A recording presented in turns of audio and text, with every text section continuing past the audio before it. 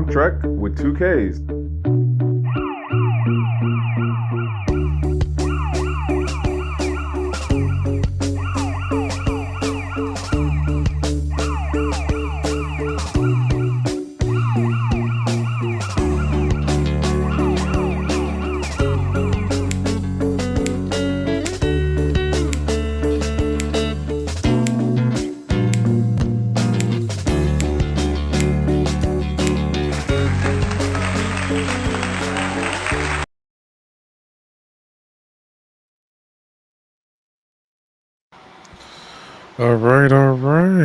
All right. Hola, buenos dias, buenos noches, buenos tardes, GnGs. My name is Trekker 2Ks, and yeah, it is a Monday night. Apologies on last Monday. So before I get into, the things that catch my mind or scratch my brain on Twitter.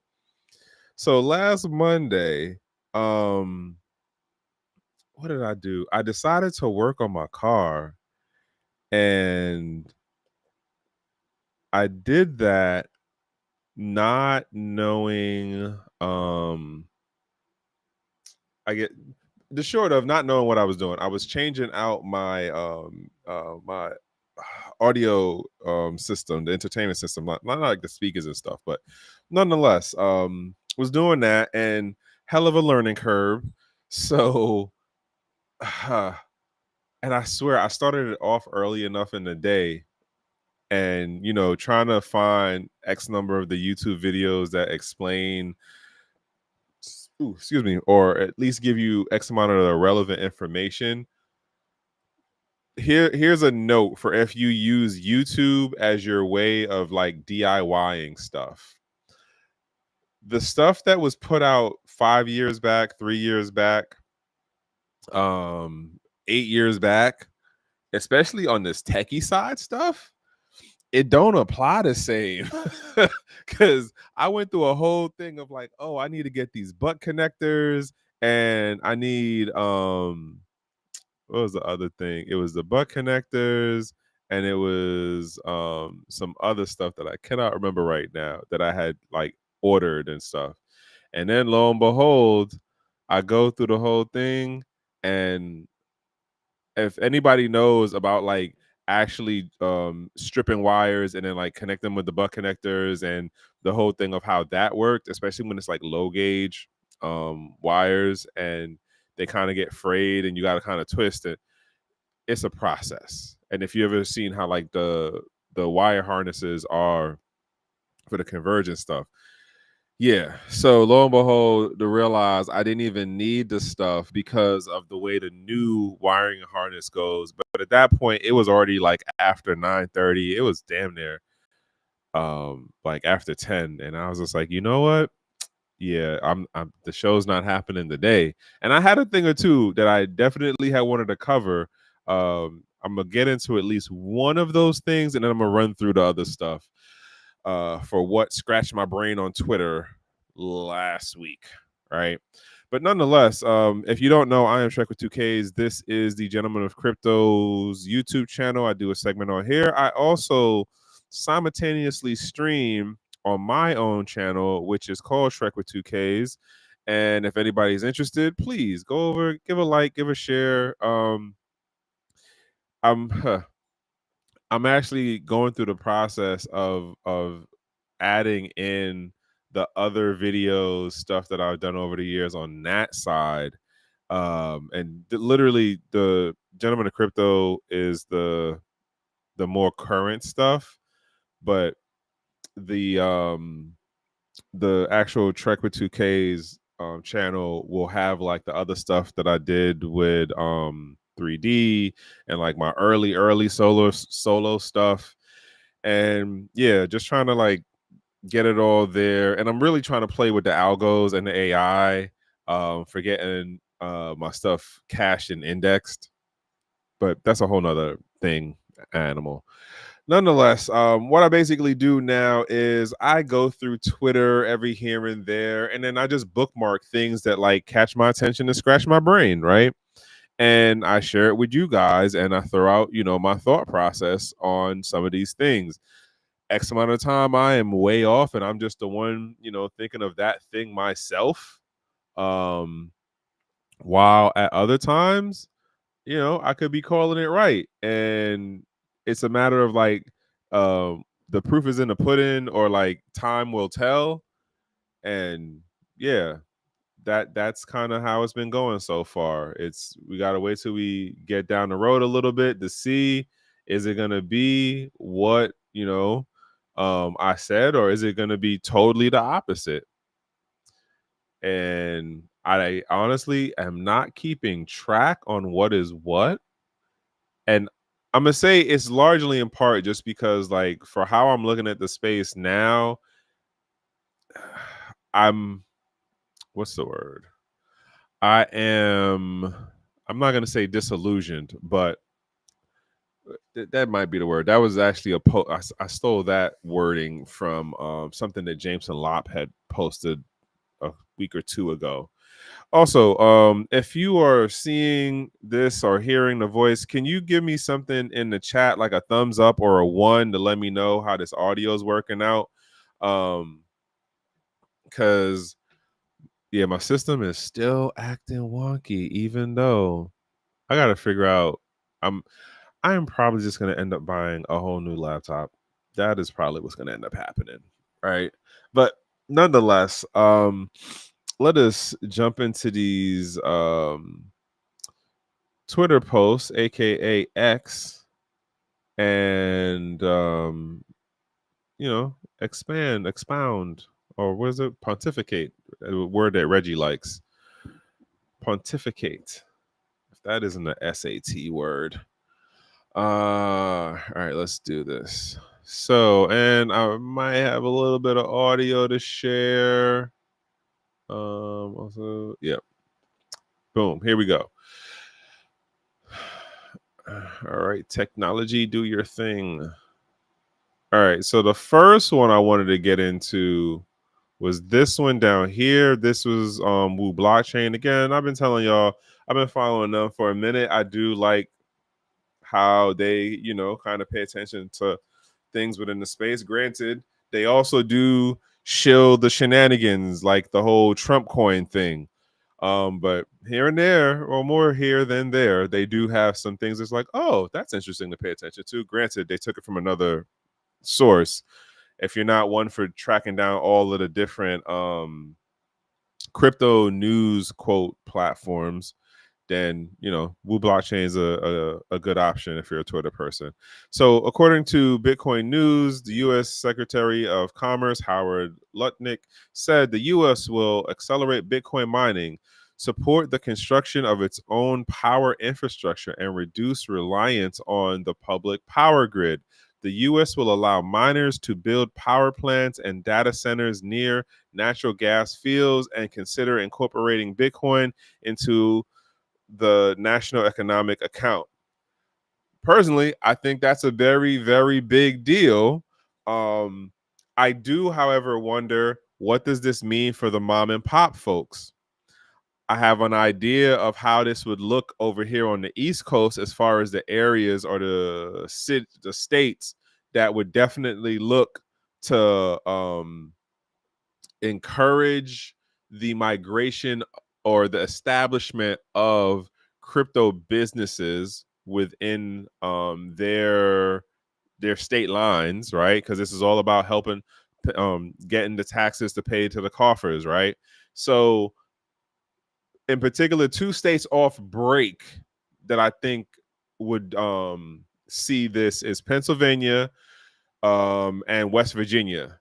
Those 2 states have the cheapest as far as the East Coast goes. I don't know who's cheaper than them, and I haven't actually did any digging and googling to figure out. But I know off head, because of some folks that I know and what they do and what we've talked about, West Virginia and PA, I could see this being a thing in those 2 states. Now, how would it work out for North Carolina, who actually wants to go down as far as Florida? I don't know because of hurricane season and all of that. Granted, North Carolina and like Georgia has the tornadoes, and I think Kentucky also has cheap energy, but they also have flooding, which is a whole nother type of natural disaster, let alone what the insurance would be. And like flooding insurance is crazy. I don't know how it works for businesses. I know it's a whole hoopla if you're doing residential though. But the point being is that if this actually does make it through, how my question is, I can see how it works on the commercial side. I can see what it will do for states and counties, especially within the Midwest and in the South, as far as them being able to have some growth within the tech industry, the tech stack vertical. Granted, it would be at the data center side of it, which then would also mean like additional jobs that are more tech related get developed within that area or within that region. So like it sounds like it could have multiple what's the word I'm looking for? It's not X folds, but it could have knock-ons, or not knock-ons isn't really the appropriate phrasing either, but other benefits from this could happen. But then you got to ask yourself the question of, well, what are the negatives of this? Now we're going to talk about, well, what type of power plants are you building? How big are these facilities, right? Granted, it will make jobs in order for you to build the facility. But what do you do if you're out in the countryside and then you have your people who are like, oh, well, we don't want that here. And those folks fight it down to the point where you don't get that facility built. So then you don't get the mining warehouses and the developments, right? Here's the other part of this where it makes me wonder,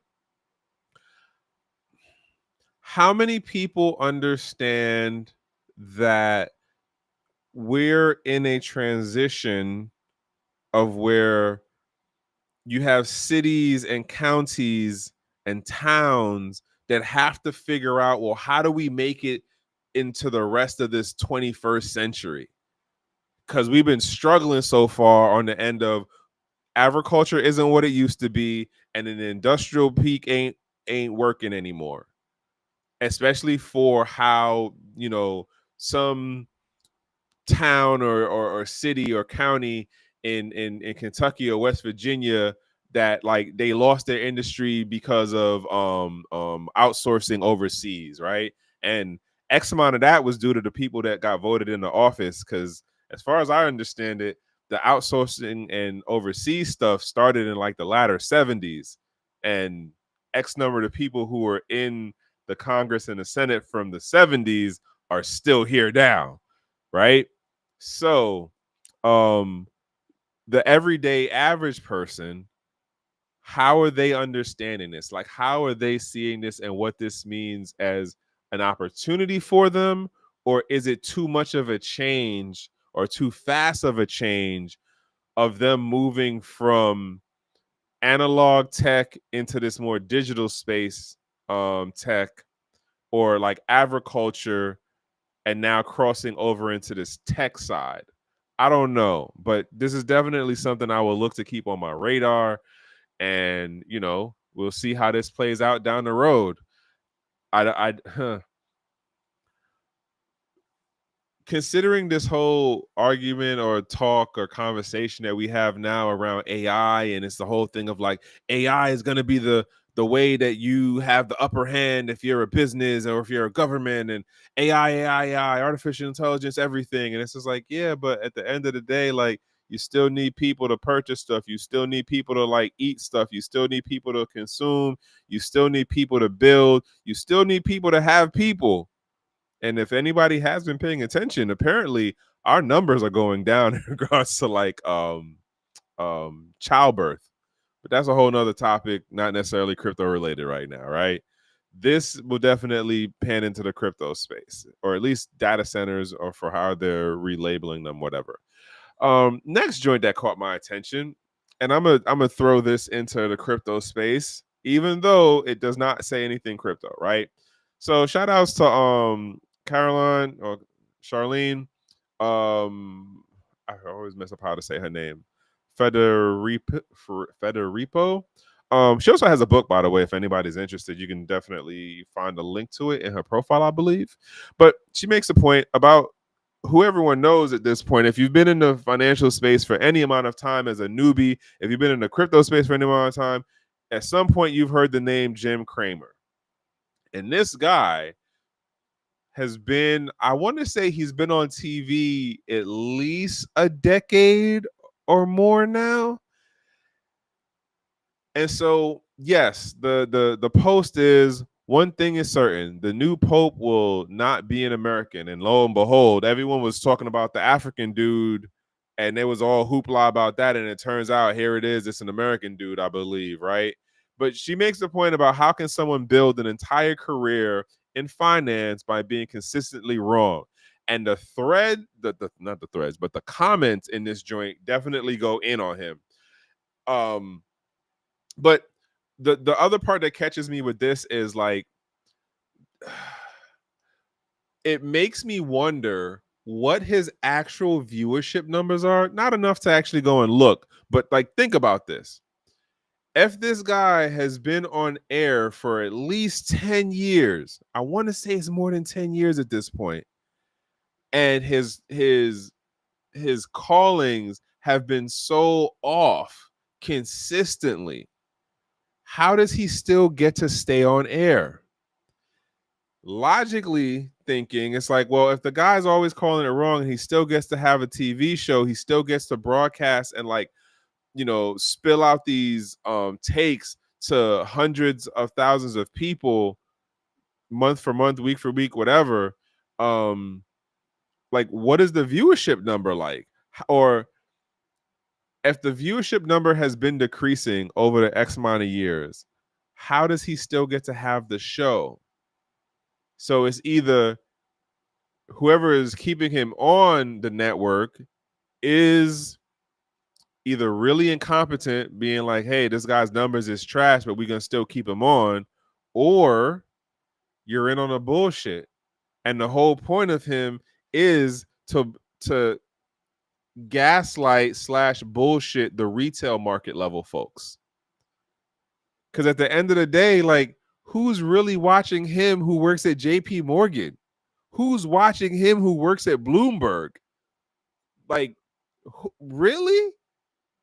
No, I can't see how that works. But nonetheless, this man has been on air for damn near a decade or more and gets to say the stuff he says, which arguably is a level of market manipulation. And if you haven't been paying attention, we literally just had it where the commander-in-chief did it like twice. Twice. There was market manipulation in your face, and no one's batting an eye at it. No one is batting an eye. Folks are just going about their day like, hey, he said what he said. It is what it is. And that's it. There's no, we should call, the SEC on him or FinCEN or whoever. Like, there's literally folks who are doing enough of the data digging, going like, hey, when you did that first thing about like how stocks were going to do, what was that? That was after the initial tariff thing. Like, there's folks who are literally digging into the accounts and following the traffic and being like, yo, the timing makes no sense. There is no way that this account was able to make the move it made without having some kind of heads up. But yet, nobody's held accountable. Nobody's going to jail. Other thing to note, the platforms that had the first mover advantage people or accounts, we don't know who's who. We just know that certain accounts were able to take positions that allowed them to get a windfall of profit. Notice those platforms did not do an automatic freeze, or they did not do what's the thing called, I cannot remember the name of it right now, but basically what Robinhood did X number of years back when it was the regular average Joe, the regular average retail person who started beating the house. Automatically, they had to stop the system. They had to cut off one side of the trade. They had to say, hey, we can't allow this to happen. And then there was a whole like apology PR public circuit thing that was going on. And it was like, yo, like that's wild. Like the dude is literally telling you we have these safeties in place because like we just can't let the public, the regular Joe person, get over on the house. But yet when this situation plays out, excuse me, where you have certain accounts, high value, high stake accounts do it, all of a sudden the automatic blocks don't work anymore. The automatic blocks don't matter. There's no head of the company having to go out and make any apologies on the circuit or anything. Again, like it's just wild to me. Like we're seeing this right in front of our face and nobody's batting an eye, you know? John E. Deaton is another one that I follow. Lawyer guy. He's been in the fight with is that XRP? Not with XRP. It's like he's fighting against him or whatever. But nonetheless, this post caught my attention, and apparently it's been making its rounds and variations of for Coinbase, making it onto the S&P 500. And my response, hey, what's going on, Jump Out Girls? My response on this was like, so basically, you just had to ride out the transition of governments and the bureaucracy until you made it into the Gate Guard Club. Because make no mistake, like they're going to be a part of the new Gate Guard Club. They'll be in the transition. And yeah, it is sad to say, ironic to say, it is what it is, but like this is where we are. And so pardon me. So John was saying a point about how there's that old saying of first they ignore you, then they laugh at you, then they fight you. And there's the Coinbase official account, and then Brian Armstrong did something similar on his account, and John is just like, yeah, but you forgot then they sue you, then you kick their ass and they drop the suit, which he's targeting at the SEC and like how things are going within the last two administrations. Well, actually, funny enough, that would still bring it back to Trump. But nonetheless, as I've mentioned before, this administration, this second goal in administration is taking a very different approach to this crypto space. Not saying I'm the biggest fan of it, but it is kind of at times interesting to watch, and then sometimes it is very annoying to watch.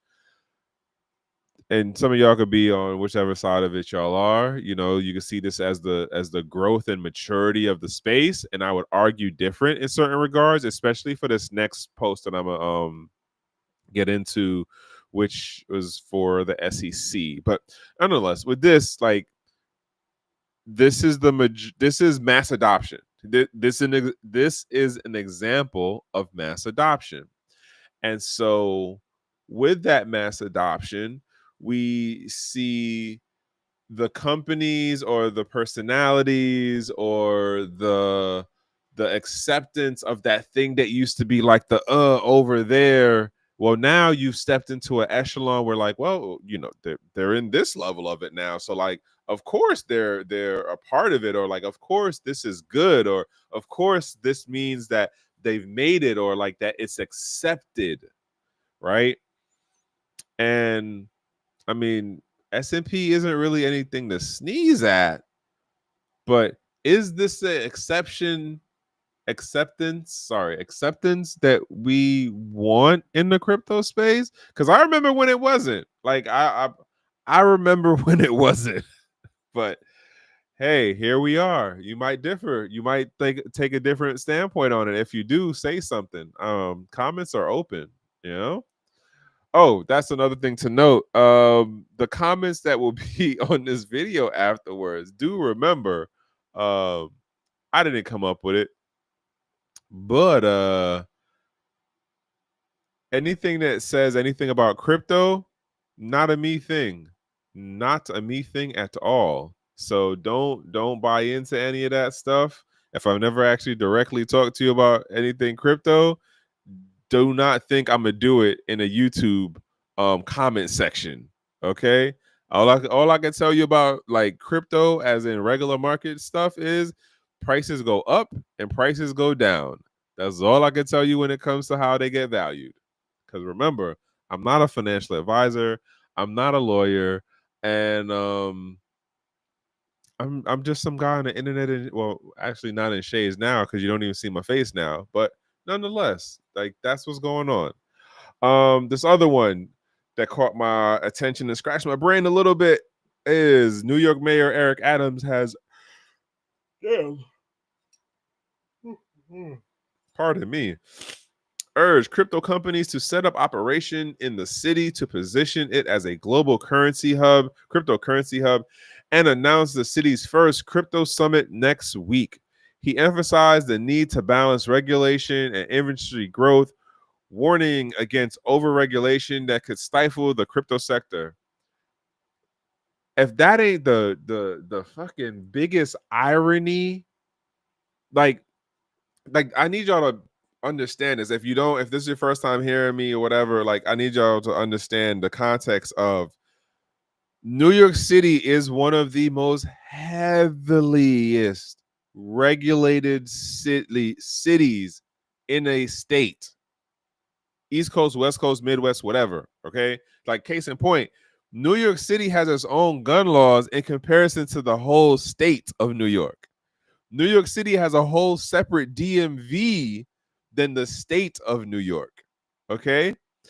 So you're trying to tell people to come and bring their business that is heavily to bring their business into New York that is already led foot on the back of the crypto industry neck at the state level to then go into New York and then potentially have, and when I say potentially, I mean damn near 100% more than likely have additional regulatory issues to deal with because you're in the city.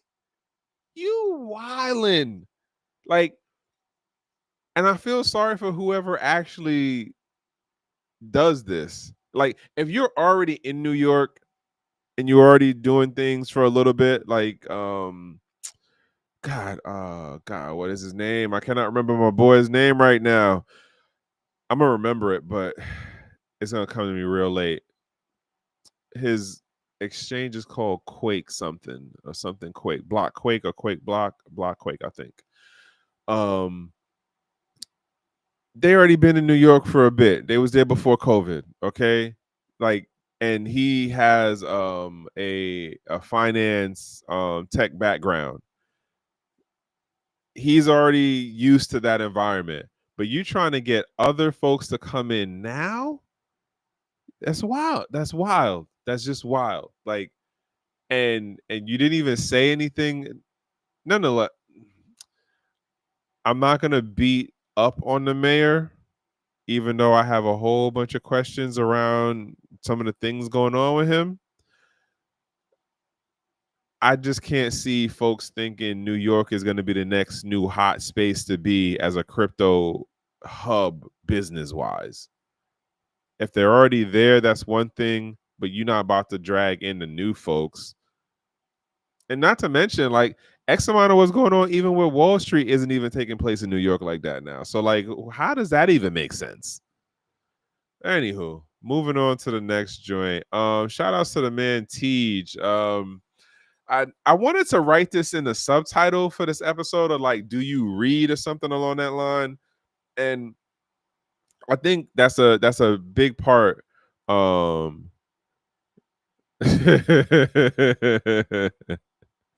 Right, definitely jump out. So yeah, there you go.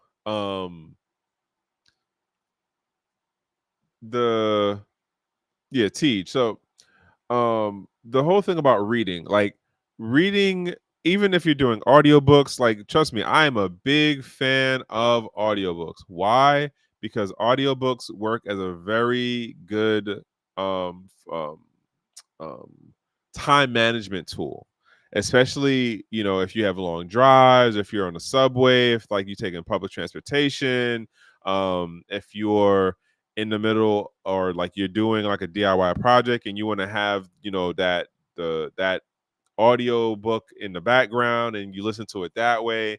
Now granted, depending on the subject, it might be a little bit more um of a repeat play thing to fully grasp what is being said, for like how dense a topic might be.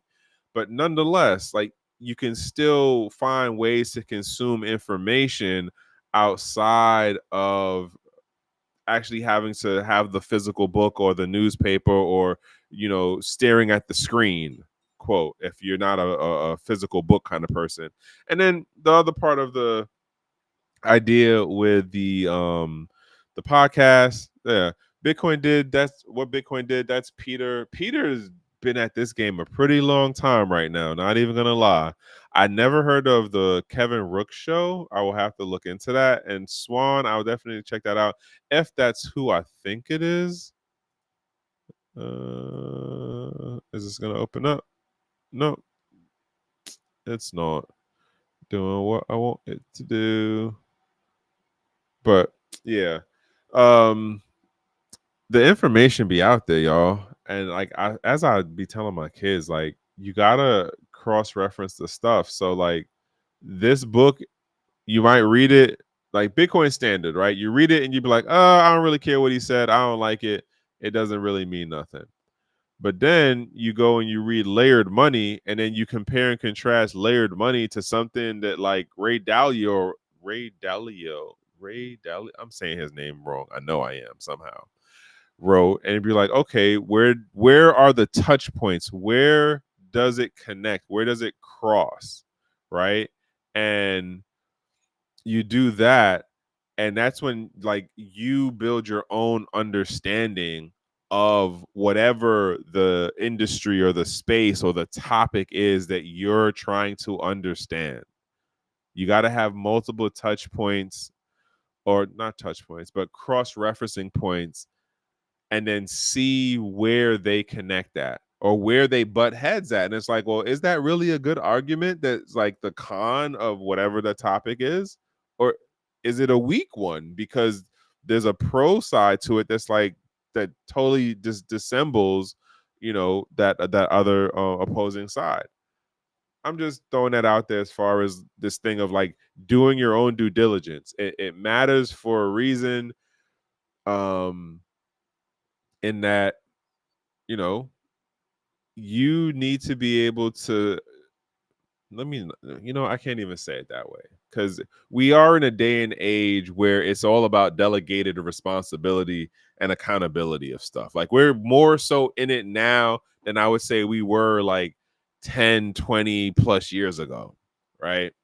As everyone wants to find a way to be like, oh no, that's not my fault. Well, this person did that and that person did this, and it's like, yeah, but what did you do? It's like, me, I didn't do anything.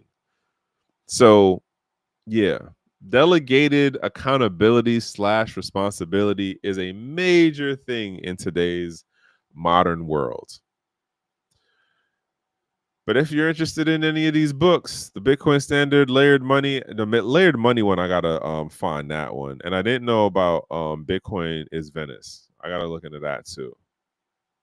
Other joint that caught my attention to scratch my brain was Dubai Finance has signed a MOU with Crypto.com to allow users to pay Dubai government service fees using cryptocurrency,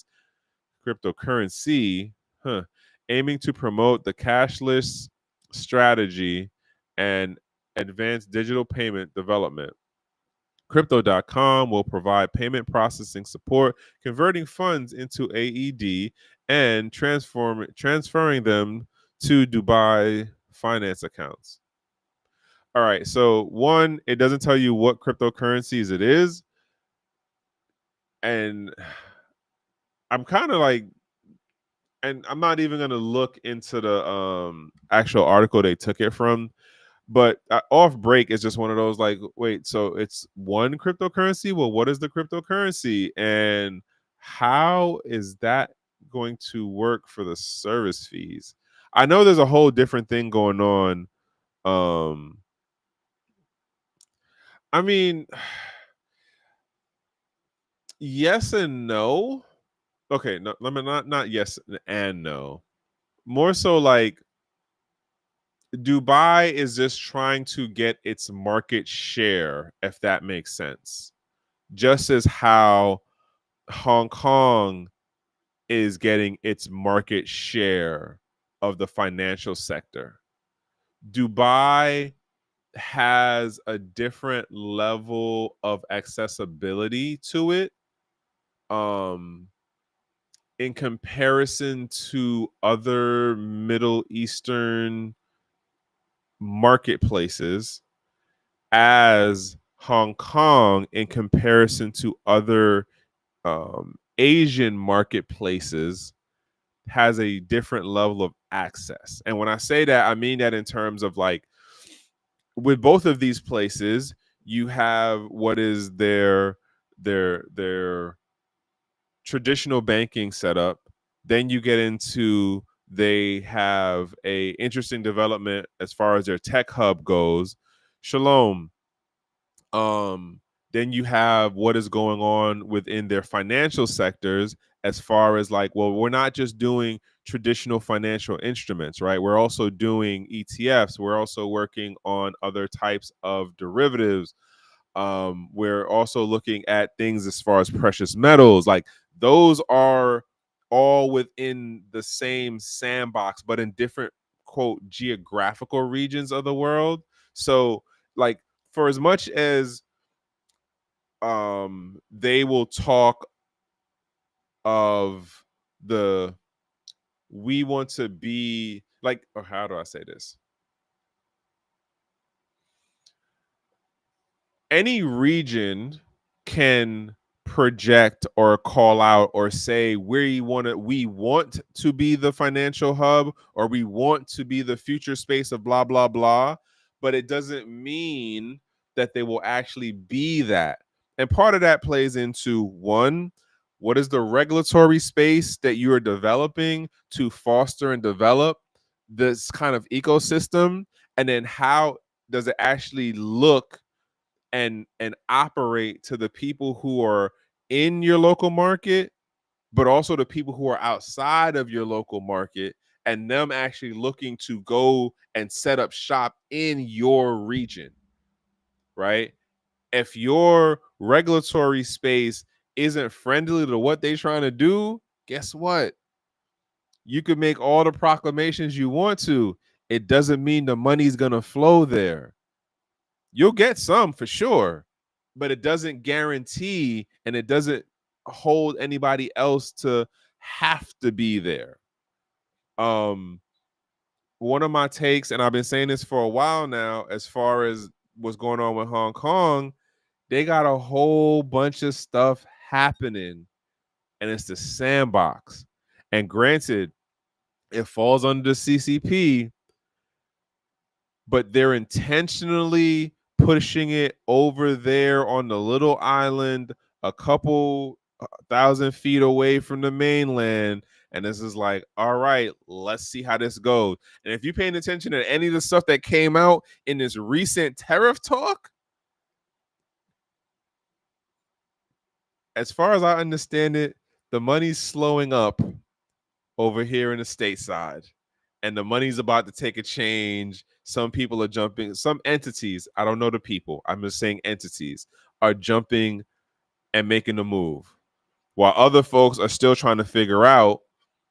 And what I'm talking about is basically, we lowered the tariff on China, but the way that China has set their tariff thing up, even though it's lowered, on the back end side of it, they are telling their companies, the government is telling their companies or their industry sectors that would heavily invest in American industry and tech sector. I don't know what that is. And so basically the investment money that would go towards our tech sector and other industries isn't flowing there anymore. And so where the how do I say this? It isn't a tariff thing anymore. Well, it wasn't a tariff thing to begin with, but excuse me. Nonetheless, like excuse me. The point of what I'm trying to make is that the landscape is changing outside of the US, and we're so busy gaslighting our home folks, our I can't even say American public, because it's not only American citizens who are in the country who are just looking at this thing going like, well, yeah, of course America's doing great. Or, you know, the president said blah, blah, blah. Or like, well, why is this going on? And it contradicts what the president said 2 days ago. The landscape shifting, y'all. And the money isn't moving how they trying to tell us it's moving. And what's his name? Bassett, the Treasury Secretary dude. I don't know what it is about that. I kind of do know. But you know what? I'm not gonna get into smudging him. Not even. I'm gonna cut myself right there. Point being is crypto.com ended up doing this MOU. We'll see how it plays out after the summertime. I'm really curious to see like how much of the population is arguing about using crypto to pay for government services. Like their taxing and fee thing over there is way different than how we do it over here. Like the taxes stuff isn't like how we do it over here. I got a homeboy who just bought a space out there, so he even put me on to some of the game with it, and it's a different setup, you know. But here we are over here. Like we're gonna see how this play out. I'm gonna definitely, like I said, I think at the end of the year, I'm gonna try to go through and find like all of the tabs and be like, okay, how many things that I bookmarked, you know, for 2025, and like what made sense, what didn't, what makes the list of like this worked out, but this didn't.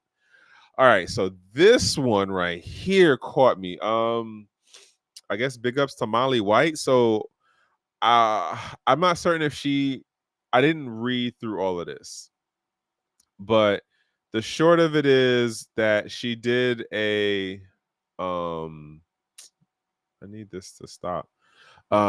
She either is writing on a crypto news platform, or this is like her blog thing. Not certain which it is. Sorry if I'm saying it wrong, Molly.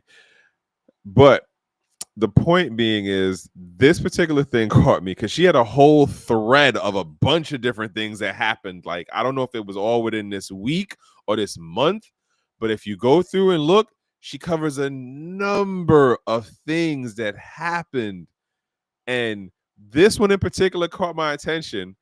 I'm going to read it to y'all. So here's what she says. In the courts, Celsius founder Alex Mashinsky, has been sentenced to 12 years in prison for the Celsius fraud. Customers lost over $500 million in the collapse. Now, let me read into what the post is and with the picture. Alex Mashinsky has been sentenced to 12 years in prison for the Celsius fraud, which accumulated in the mid-2022 collapse of the US-based cryptocurrency lending firm, causing over $500 million in cryptocurrency losses. The government has requested a 20-year sentence. Mashinsky asks for a single year of imprisonment. Mashinsky pled guilty to fraud in December, just before his case was set to go to trial, and that plea was a major factor in his receiving a substantially shorter sentence than Sam Bankman-Fried's 25 years. So, one, Like it's definitely a eye opener, or like a shock and awe of like, yo, like, wait, what? Folks are catching like skid numbers, like bids, like whole, like double digits. What? And arguably, you took somebody's money that you wasn't well. You took somebody's money and you didn't give it back to who you're supposed to. The other part to note in this, when I read this, I was like, wait, how did it was a bill? It was over half a billion. So really, 500 million, 500 million is what got lost to customers. Customers, that was the people. Now, here's the question. What are we defining customers as in this situation?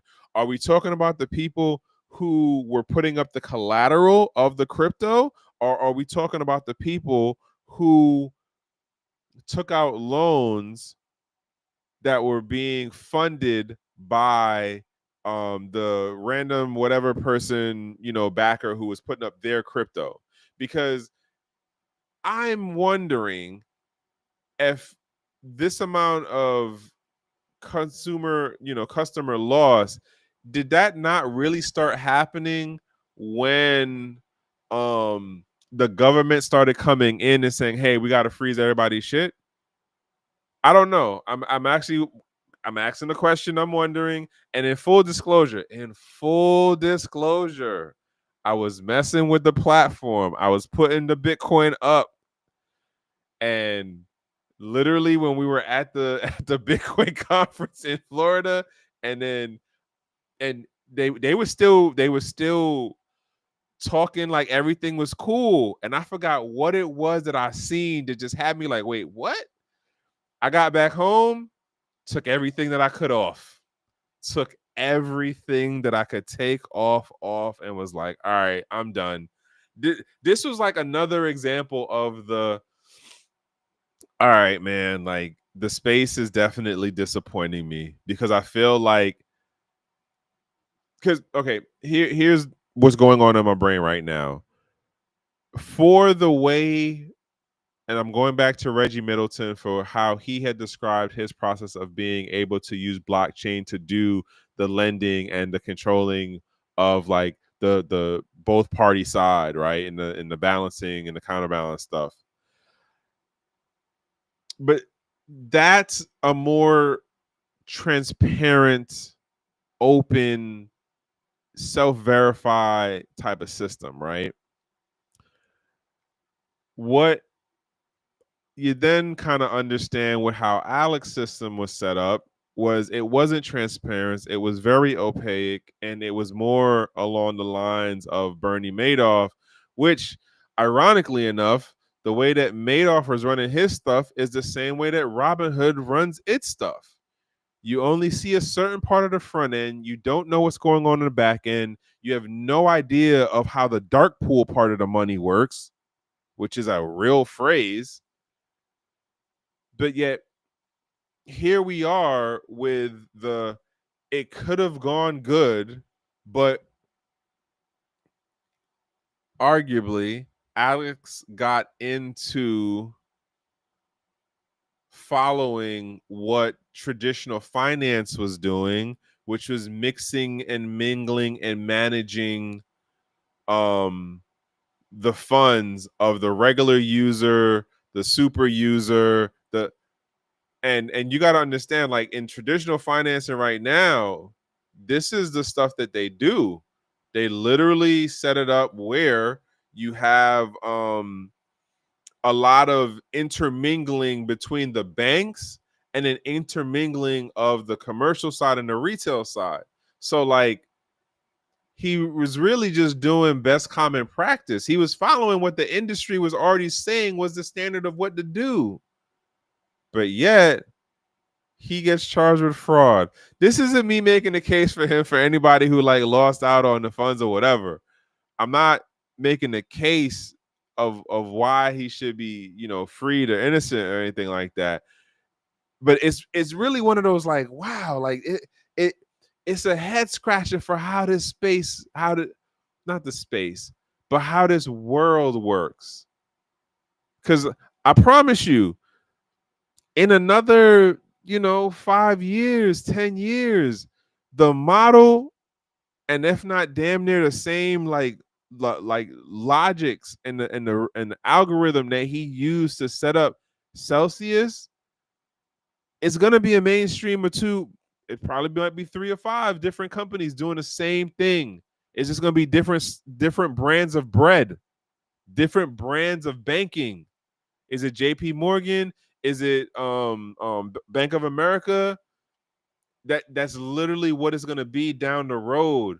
That's the scary part to me. But I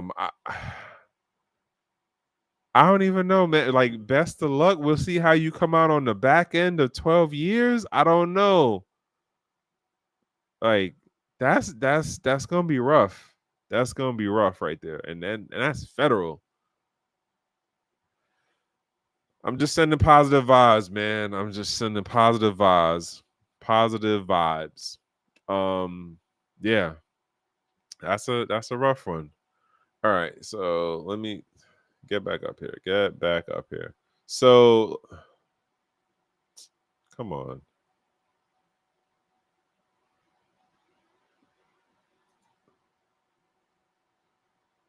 All right. So this is Eleanor Tourette. Don't know who she is per se, but this did come across my radar. So in SEC, Chair Atkins keynote speech at today's tokenization roundtable, he laid out 3 policy focus areas the agency is targeting. So here we go, right? To create clearer guidelines for crypto issuance and explore new registration exemptions and safe harbors. Provide consumers with expanding custody options, including self-custody and potential updates to the qualified custodian definition. Explore integration, trading platforms, and the modernization of ATS regulations to better accommodate crypto assets. So, I would argue that self-custody thing sounds kind of interesting. It sounds like a potential positive. Don't know how much actual legwork will actually come from that, because something just came out about how Europe is looking to ban self-custody. So the EU is looking to push some kind of regulatory thing that says they're going to ban self-custody as an option, right? Yet here you have over here across the pond, as they say, our person is talking about, well, we want to try to figure out how to accommodate self-custody. That would be interesting to actually see if that works out. Because again, it's a night and day thing going on between what the previous administration said and what Gary Gensler was doing and what's going on now with this administration and Mr. Atkins here, as far as what he's saying he's trying to get put out there. Why is it doing that? I would have played it, but it's been a long day, y'all. I was doing yard work and working on a truck today. So that was a whole nother learning lesson of working on my truck. I got a Yeehaw truck. I don't know if I mentioned that, but nonetheless, it will be interesting to see if this plays out. I would say my bigger grain of salt with this is usually when you have government regulatory or government intervention, they're basically talking about limiting your function, your accessibility, and or um your your proximity to said resource or I don't want to say object, but usually a thing of like limiting your access or control of that thing. Again, it's a regulatory agency. It's a bureaucratic body, like literally what their job is, literally. So it would be interesting to see how this plays out. especially for those who are looking at like, well, how do I have more self-agency, or how do I get more involved in this like economic sovereignty? It's not with these folks is the bottom line. But this is also the other part of mass adoption and maturity and the growth of cryptocurrencies and blockchain technologies. I feel like I don't hear nobody talk about blockchain technology anymore. Everything is just about the cryptocurrency and how we're adopting, and this technology is. But again, I'm an old head, so at this point, I just kind of accept how this is playing out. It is what it is. I'm not gonna run into this one, although it is a pretty interesting commercial. Unfortunately, I cannot play it because it is going to look very, very wonky. No, that was a whole nother thing I was reading for something else.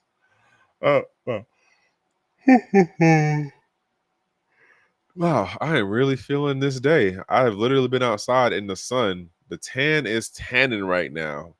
One of the things I like about the summer, by the way, get the melanin doing what it's supposed to do. So, another Wu blockchain says U.S. government has recommended a 2-year prison sentence for Eric Council Jr., who allegedly helped hack the SEC's X account to falsely announce Bitcoin spot ETF approval. The fake post published roughly 24 hours before the real approval triggers significant market volatility. Again, folks, I'm calling this out again. We have Commander-in-Chief, folks like Jamie Dimon, and King said this a number of times. These folks are out here making comments that that have a impact on the public sentiment in these markets. Why is no one calling them out for market manipulation? Now, as far as the hacking part goes, all right, I get it. He got in trouble for the hacking thing. Right. Hacking bad in this case. But excuse me. I'm actually curious on the part of, did he get some kind of information? And again, I'm not going to read the article. I'm just going off of how I see this on Twitter, y'all. But did he get some kind of information that he saw something going on online that was like, yo, this is actually going to be approved?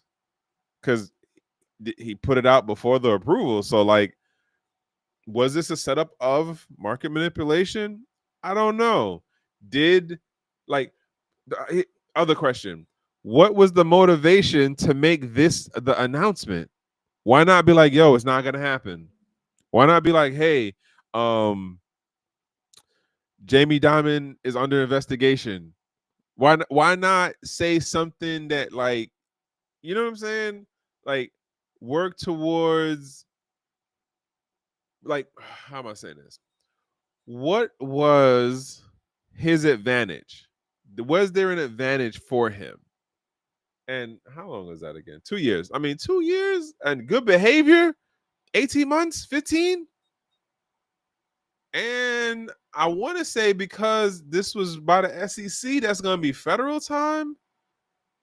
So, like,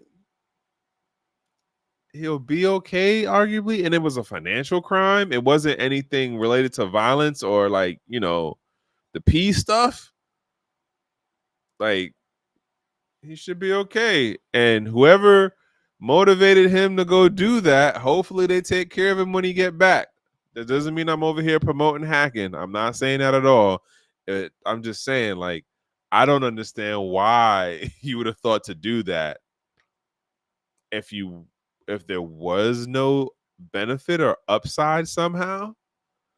But whatever. Like I said, we out here seeing, administration, current presidential administration people straight gaslight us and make comments that are damn sure on the list for looking at like insider trading, but no one really cares. And that's where we are right now in life, right? This is America. This is where we are right now. It is what it is, as they say. So those are the things that scratch my brain on Twitter, and I'm calling it a day. Yep, for sure, because I'm making an hour right now. Folks, as I say, from one human to the next, the best thing that I can wish is for you to be in a safe place, in a safe space, in a good company. It is a Monday. I hope you had a great weekend. I hope the Monday wasn't too crazy for you. And I hope I'm pushing out the positive vibes that as you go through this week, take time to appreciate, the family and the friends. Take self-account on what's going on with you and what's going on with your emotions. I was in a conversation this weekend that really had me thinking about the whole thing of like sitting in your emotions and understanding what is generating that emotion and not just going off the emotion and then jumping into action, but understand before you take action, does the emotion make sense? Do you know or understand why you are having that emotion, whether it be jealousy, whether it be anxiety, whether it be sadness, whether it be and we include happiness. Like, do you understand why you happy right now? Like, are you looking to be able to like repeat the sensation, and how do you generate it again, or how do you work out avoiding it or being able to better mitigate it, right? It's like just throwing that out there for a conversation that I had this weekend. Also, happy belated Mother's Day to all the moms out there, and for all the kids, hopefully if your mama's still around, you got to say, hey, hopefully she was a good one. Um, and yeah, you at least got to acknowledge her. And yeah, that's all I got. But anywho, I'm closing it out, and I hope y'all have a good one. Until the next one, who knows what's going to be on my brain then.